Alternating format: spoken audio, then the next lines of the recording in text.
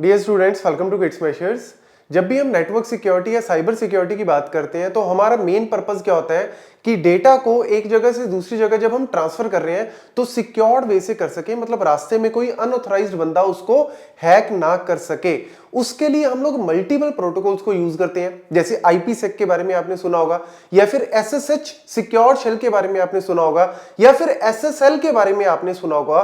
तो multiple protocol जो है वो यूज होते हैं, लेकिन इन प्रोटोकॉल्स को किस जगह पे यूज करना है, कौन सा प्रोटोकॉल किस लेयर पे वर्क करता है, विद यूज केसेस आपको पता होना चाहिए। तब जाके आप इनको डिटेल में समझ सकते हो। वर्किंग पता लग जाएगी, लेकिन वर्किंग के साथ साथ आपको यह पता लगाना जरूरी है कि किस जगह पे किस एप्लीकेशन में कौन सा प्रोटोकॉल जो है वो यूज होता है। जब आपको ये चीजें पता लग गई तब आप कह सकते हो कि yes, I am good in network security. तो देखो, मैं एक एक करके तीनों को अच्छे से समझाता हूं। सबसे पहले हम बात करेंगे IPsec, that is internet protocol security. तो सबसे पहले ये जो आईपीसेक है प्रोटोकॉल, ये एक्चुअल में किस लेयर पे वर्क करता है? ये वर्क करता है आपकी layer 3, that is network layer. मतलब ओएसआई के पॉइंट ऑफ व्यू से बात करूं तो नेटवर्क लेयर होगी, और अगर मैं बात करूं टीसीपी आईपी के पॉइंट ऑफ व्यू से, मॉडल के हिसाब से, तो इंटरनेट लेयर जो है उस पे ये वाला प्रोटोकॉल जो है वो वर्क करता है। तो अगर ये वाला प्रोटोकॉल लेयर 3 पे वर्क कर रहा है तो आप कह सकते हो कि आईपी जो एड्रेस है,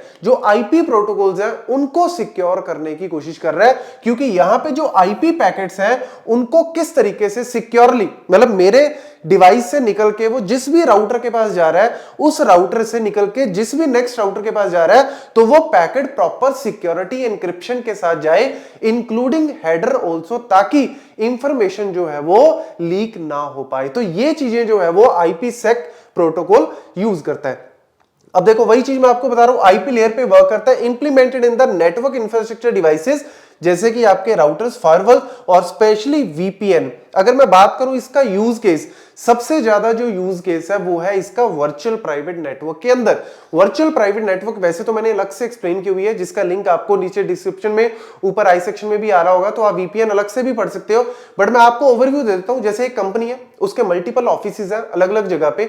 तो कई बार क्या होता है कि मैं एक जगह से दूसरी जगह पे कम्युनिकेट करना है, मुझे कोई फाइल्स भेजनी है या मुझे कोई डेटा ट्रांसफर करना है, कोई कोड शेयर करना है, तो हम लोग जो है वो नॉर्मल तो इंटरनेट को यूज कर रहे हैं, लेकिन इंटरनेट तो अनसिक्योर है। तो मैं उसी इंटरनेट के ऊपर क्या करता हूं, वर्चुअली अपना एक नेटवर्क क्रिएट करता हूं, वर्चुअली एक अपना प्राइवेट नेटवर्क क्रिएट करता हूं, ताकि सिक्योरली डेटा को सेंड किया जाए। तो हम लोग किसको यूज करते हैं? आईपीसेक को। मतलब जनरली हमें यूज करने की जरूरत नहीं पड़ती है, नॉर्मल पब्लिक नहीं यूज करती। ये स्पेशली आप ऐसे मान सकते हो कि अगर आप किसी कंपनी में काम कर रहे हो, आप एज ए नेटवर्क एडमिनिस्ट्रेटर काम कर रहे हो, तो आपकी रिस्पॉन्सिबिलिटी है कि जितने भी लोग आपकी कंपनी में काम कर रहे हैं उनके पास कोई ना कोई वीपीएन क्लाइंट होना चाहिए, ताकि वीपीएन क्लाइंट जो है वो किसी सर्वर से कम्युनिकेट कर सके using this protocol, that is IPsec. और ये क्या करता है?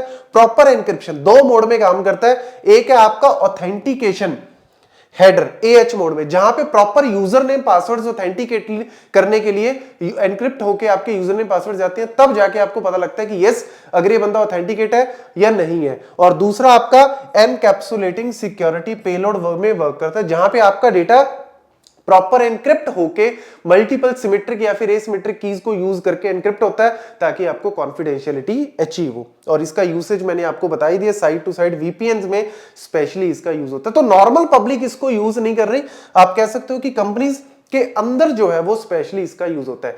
दूसरा आ गया जी SSH, that is secure shell. तो जैसा कि आपका पहला आईपीसेक था वो लेयर 3 पे काम कर रहा है, ये वाला आपका जो है वो लेयर 7 पे, मतलब एप्लीकेशन लेयर पे।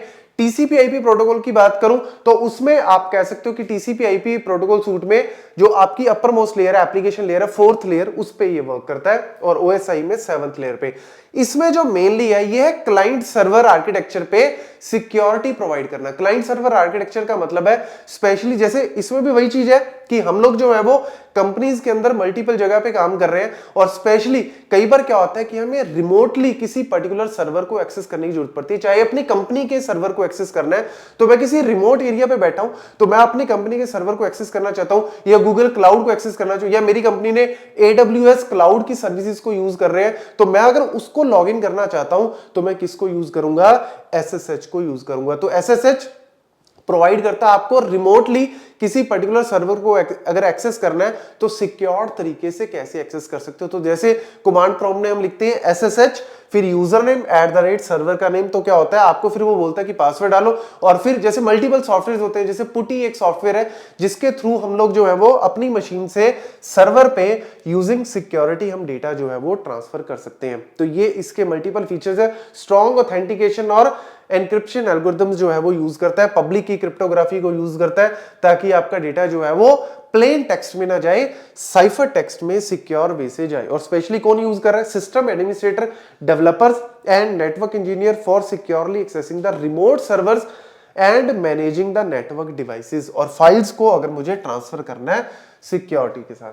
फिर आ जाता है जी आपका तीसरा protocol, that is SSL TLS, secured socket layer transport layer security. ये वो प्रोटोकॉल है जो हम आप लोग अपनी डेली लाइफ में यूज करते हैं। जैसे डेली लाइफ का मतलब क्या है? अगर मेरे को गूगल एक्सेस करना है, मुझे अमेजोन से कोई चीज खरीदनी है, फ्लिपकार्ट से कोई चीज खरीदनी है, या मैं किसी पर्टिकुलर ब्राउजर पे मैं कोई URL टाइप कर रहा हूं या कोई डोमेन को टाइप कर रहा हूं, तो जनरली वहां पे क्या होता है? HTTPS को यूज किया जाता है। जो S है ना वो एक्चुअल में क्या है? SSL, सिक्योर्ड सॉकेट लेयर, ताकि नॉर्मल पब्लिक जब अपना डेटा ट्रांसफर कर रही है तो उसको सिक्योर्ड वे से डेटा ट्रांसफर करना हो, ताकि रास्ते में कोई भी बंदा जो है वो आपका डेटा एक्सेस ना कर पाए। और ये वाला जो है वो प्रोटोकॉल किस लेयर पे वर्क करता है? इंपॉर्टेंट है, ट्रांसपोर्ट लेयर पे। तो एक आपका नेटवर्क लेयर पे वर्क कर रहा है, जो लास्ट वाला था SSH वो आपका 7th लेयर पे, ये आपका layer 4 that is transport layer. TCP/IP के हिसाब से आप कह सकते हो ट्रांसपोर्ट लेयर पे जो है वो आपकी 3rd लेयर है, उसके ऊपर ये वर्क कर रहा है। तो यहां पे आपके पास स्पेशली प्रोटोकॉल जैसे HTTP, क्योंकि उसके साथ अगर मेरे को सिक्योरिटी करनी है तो HTTPS बन गया। SMTPS अगर मेरे को मेलिंग करनी है और उसमें भी हम लोग जो है वो सिक्योरिटी चाहते हैं तो S जो है वो आपका यूज किया जाता है, client server handshake to establish a secured connection. तो जैसे हमारा जो नॉर्मल TCP प्रोटोकॉल है वो आपको पता है हैंडशेक, 3 वे हैंडशेक करता है, लेकिन अब जो भी हैंडशेकिंग के टाइम पे भी डेटा जा रहा है, जो नॉर्मल पैकेट जा रहे हैं वो भी सिक्योर्ड वे से जाते हैं। इवन आपके जो IP एड्रेसेस है वो भी सिक्योर्ड रहते हैं। इवन आपका ISP भी आपके IP एड्रेसेस को पता नहीं लगा सकता, ताकि आपकी जो सिक्योरिटी कोई इवन मॉनिटरिंग भी ना कर सके, इसीलिए उसको जो है वो मास्किंग की जाती है प्रॉपर। देन मल्टीपल प्रोटोकॉल्स है, ये तो वैसे अलग से मैंने एक्सप्लेन किए हुए हैं। AES DES कैसे वर्क करता है, RSA, ये मल्टीपल प्रोटोकॉल्स है, सिमेट्रिक की या फिर एसिमेट्रिक की एल्गोरिथम्स जो ये यूज करता है ताकि आपका डेटा जो है वो सिक्योर्ड वे से जा सके। तो अगर आपसे पूछ ले इन तीनों में से नॉर्मल पब्लिक कौन सा यूज कर रही है, ये वाला, और कंपनी के जो प्रोफेशनल बंदे हैं वो कौन सा यूज कर रहे हैं, पीछे वाले जो प्रोटोकॉल जो है वो यूज कर रहे हैं। तो ये सारे पॉइंट जो है वो नोट कर लेना। Thank you.